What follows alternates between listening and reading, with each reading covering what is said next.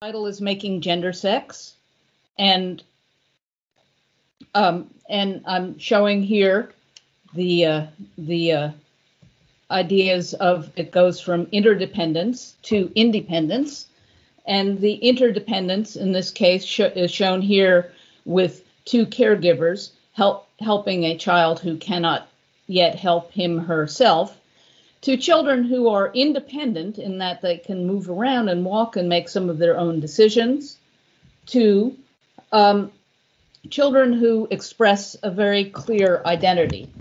These children, in this image, are twins. These two are twins, and these two are twins, and you can tell from the way they're dressed, and mostly from the way they're dressed and their hairstyles, that they have an identity, which I'd venture to say is an identity that they are participating in creating at this age that they're depicted in. So the question is, how do they move from that interdependent stage as in infancy to a stage at about age 3, where they have the ability to insist on their own identity.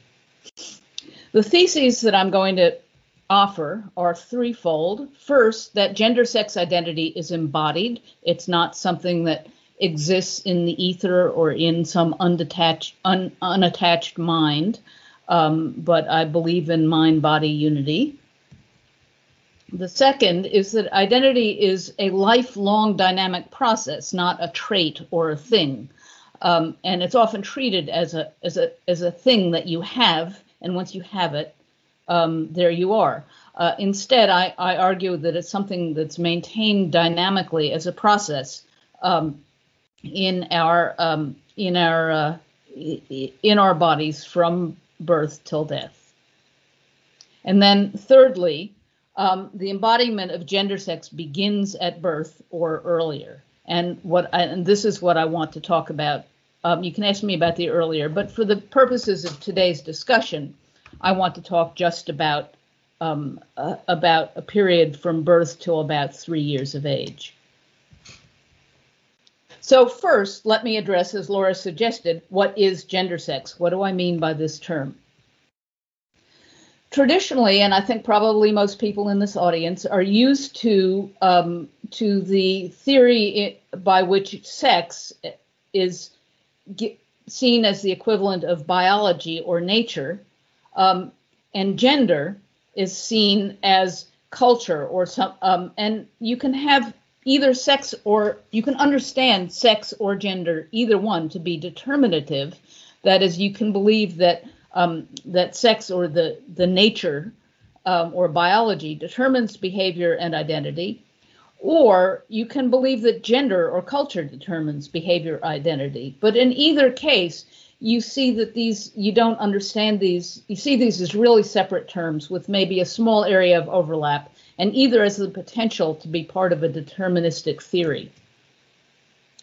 Gender sex, however, I understand as a developmental process by which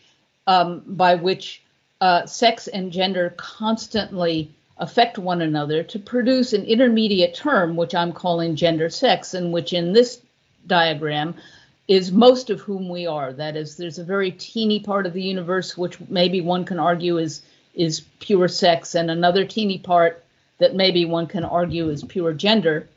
And someone may well press me on that in the discussion, in which case I can guarantee you I will waffle, because I basically think gender sex pretty much is what we all are all of the time. But let me give you some examples. And this is an example that really is most relevant to American baseball, and my apologies for the cultural narrowness of this. But we grow up, we here in America, to be told that we throw like a girl or we throw like a boy. And there have been all sorts of theories about this, suggesting how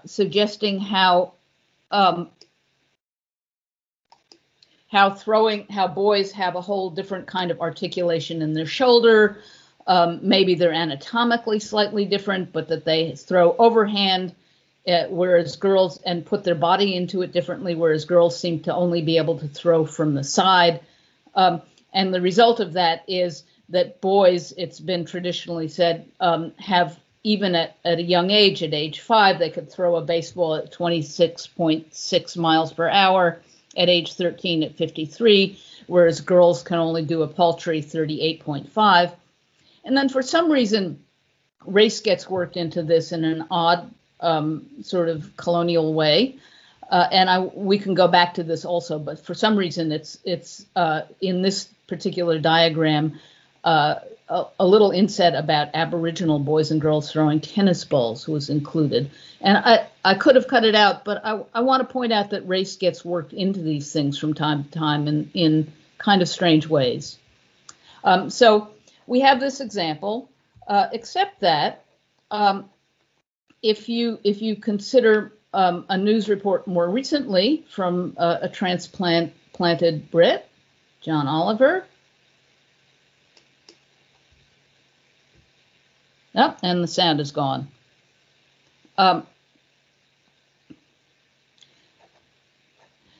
So what John Oliver is reporting on is a young pitcher, age 13, from a couple of years ago, who has made a huge breakthrough by throwing shutouts at the National Little League games, and she threw her top recorded pitch speed, which was 71 miles an hour. So the argument that I'm making is that this throwing like a girl is very culturally dependent, and that you learn how to throw like a girl or you learn how to throw like a boy. And this, and I've chosen this example because people often raise the question of hormones and say, well, hormones, those are pure biology and they're different in men and women. And what I'm going to argue here or show you with this example is that hormones are not pure biology, or hormone levels are not pure biology. The structure of the molecule may be. But this is an example of testosterone levels in a morning testosterone and afternoon testosterone in fathers. And the reason this study gives you morning and afternoon is that there is a diurnal rhythm to testosterone. It's higher in the morning, lower in the afternoon, just anyway. But this study compared fathers who were not involved in childcare at all, that's this column, no care, with fathers who spend as much as an hour a day involved in direct childcare. That means feeding, diapering, holding, comforting, and fathers who spend 1 to 3 hours involved in childcare, or 3+ hours.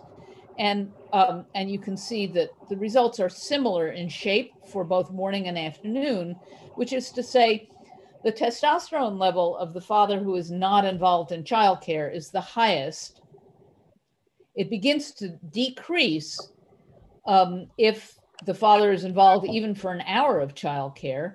And by the time a father is involved in 1 to 3 hours of childcare, the testosterone levels in his body decrease. So here you have an example of testosterone levels, which I call gender sex, because the levels are certainly dependent in part on the diurnal rhythms of testosterone production, but also they are dependent on the culture in which the father is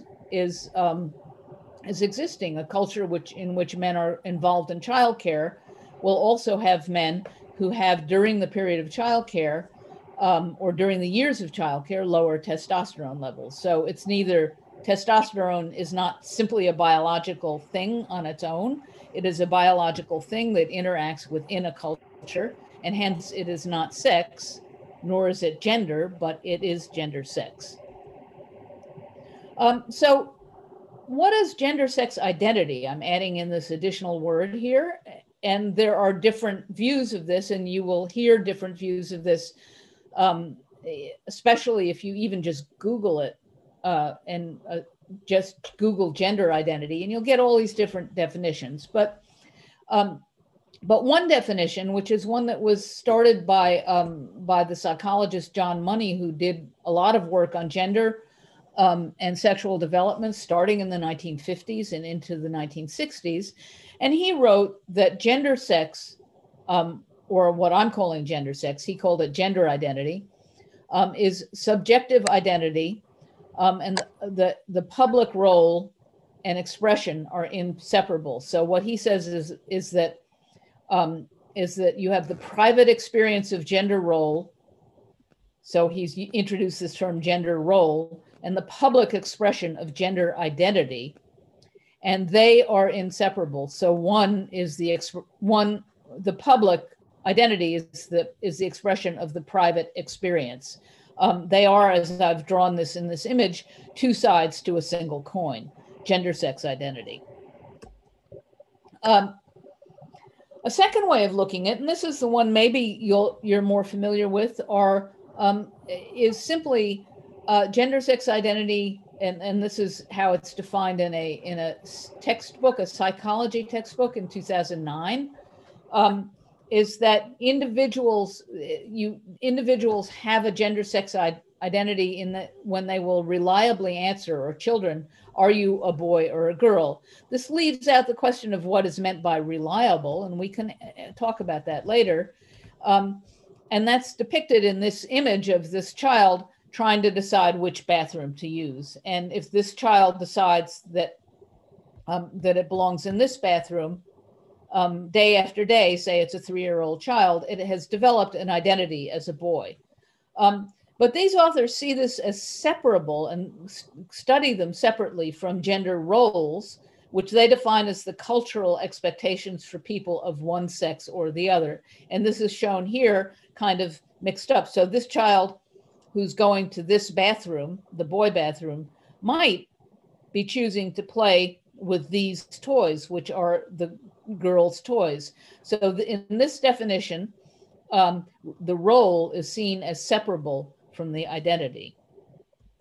And then if you think about this and ask what assumptions are held here, and both Money and this textbook have these assumptions, they argue that the underlying assumptions is that there is that binary gender identity is the normative. So either you are a boy or you are a girl.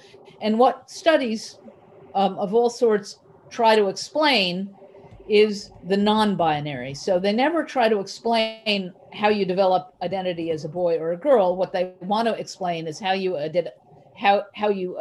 develop an identity that is not, in their point of view, reliable. That is, the identity is non-binary in some way. Another assumption is that identity is static and unsituated. And then lastly, that gender identity in this point of view is usually seen as either determined by sex, that is primarily biological and a little bit of gender, or if you're a social constructionist, you might think of it as determined primarily by gender and a little bit of sex. So these are the common assumptions, which I'm going to challenge shortly. There's a third study of gender sex identity on older children.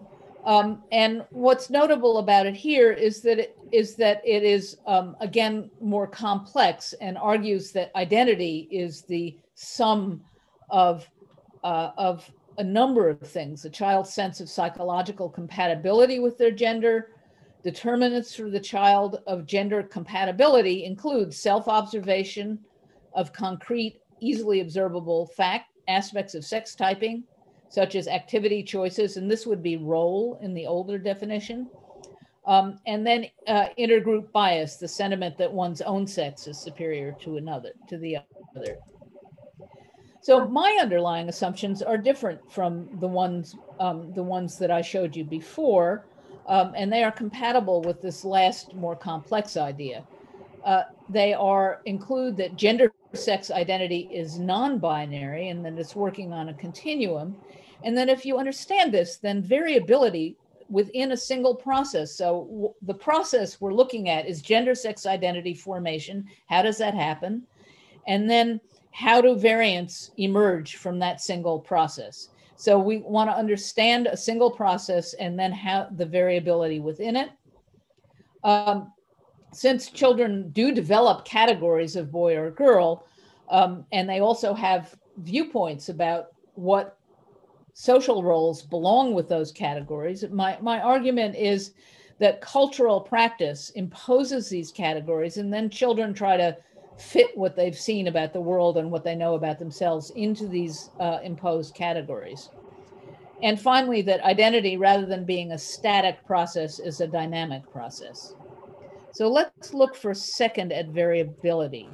And I'm just going to show you one kind of complex slide, but these are from studies that I've done, and I want to try to, come on, here we go. I'm going to magnify it so that we can see it. So in these studies that I did, I studied children between the ages of 3 months and 12 months, and I studied 15 mothers and their daughters and 15 sons and their mothers, and we coded to see how much time they spent doing different activities.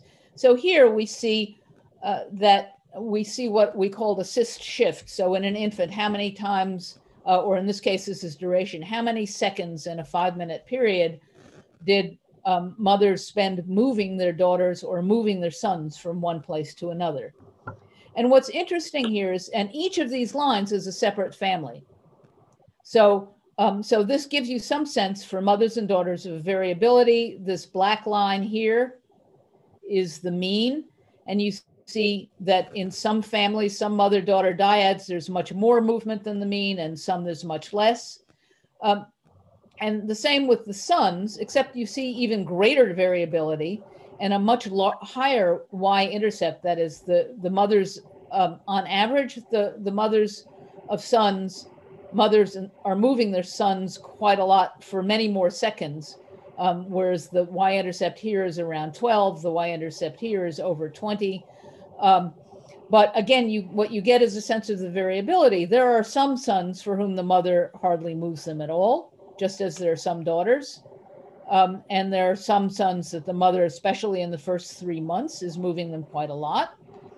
And if you take a mean regression line, you can see how the pattern looks for the mother-sons and mother-daughter. But if you don't look at the individual families, you don't get a sense of either the overlap or the variability. So you can ask questions about what happens in motor development and identity development in a son who's down in this range as compared to a son who's down in this range. If we go over here, we can see a similar kind of thing for, well, let me just go over to this last one.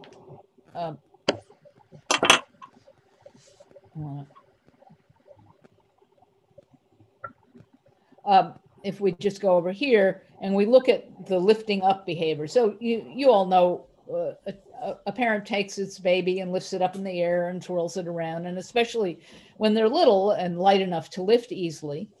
And this graph shows you the number of events for lifting up for in a 5-minute period for mother-daughter versus mother-son. And you can see that for some mothers, they never lift their daughters up in the air and twirl them around. For some, there's one in a 5-minute period. And there's just not that much variability. Whereas for mothers and their sons, there's a fair amount of variability. Again, there are some mother-sons who never lift up their sons in that 5-minute period, and some who lift them up 3 or more times in that 5-minute period, especially in these early months. And again, you can see what the regression curve looks like. So the point of this is mostly to give you a sense that that there is quite a lot of variability in interactions between caregivers and infants, and that each family is different, and that what I'm interested in is beginning to understand is how does this variability in touch, in speech, in muscle practice, how does this all contribute to the emerging differences of identity? I'll show you one last over here to show you the same kind of thing in a 3D state space continuum. And let me again see if I can.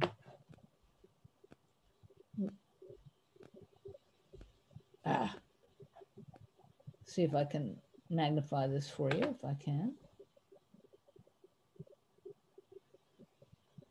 Well, there we go. Oh, there we go. Nope, missed it.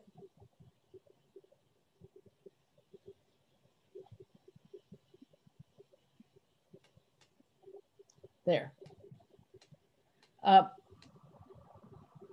So if we start here, and here I've put several traits together on a three-dimensional plot, and the blue dots are mothers and sons, and the red dots are mothers and daughters. And again, I want to emphasize that each of these is a different family.